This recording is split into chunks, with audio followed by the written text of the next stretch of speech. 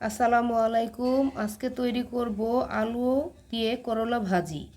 তার জন্য এখানে আমি আলু আর করলা নিয়েছি। এখন আলু আর করলা খোসা ছাড়িয়ে ভালোভাবে ধুয়ে আমার পছন্দ মতো পাতলা করে কেটে নেব। আলু আর করলাটা কিন্তু আমি একদম পাতলা করে কেটে নিয়েছি। এখন ভাজিটা করার জন্য চুলায় একটি তাওয়া বসিয়ে দিয়েছি। এখন পরিমাণ মতো তেল দিয়ে দিলাম।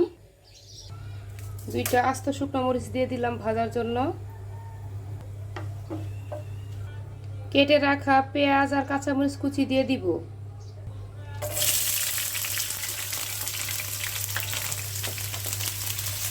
সবগুলো তেলের সাথে ভালো করে ভাজবো।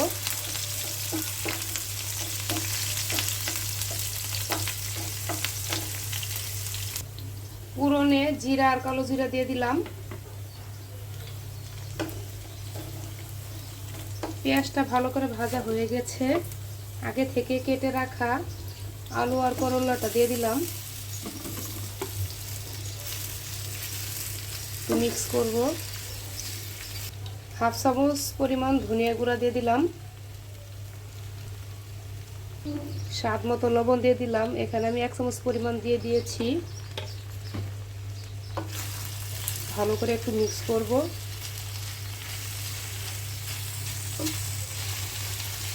আর কালারটা সবুজ রাখার জন্য আমি এখানে হলুদ ব্যবহার করব না। কালারটা একদম সবজির কালারই থাকবে। আর অল্প আছে কিন্তু ভাজিটা করতে হবে। আমি অল্প আছে ভাজিটা করবো, আর ঢাকনাতে ঢেকে দেব না। ঢাকনাতে ঢেকে দিলে ভাজিটা অনেক তিতা হয়, তার জন্য ঢাকনা ছাড়া ভাজিটা আমি করব। অল্প আছে, একটু সময় নিয়ে করতে হবে। কিছুক্ষণ পর পর একটু নাড়তে হবে।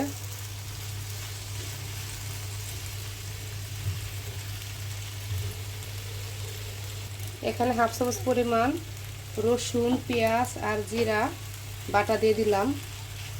ভালো করে একটু মিক্স করে নেব।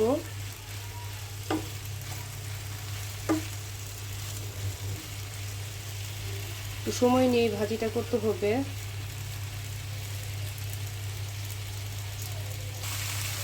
ভাজিটা আবার একটু নেড়ে দেব।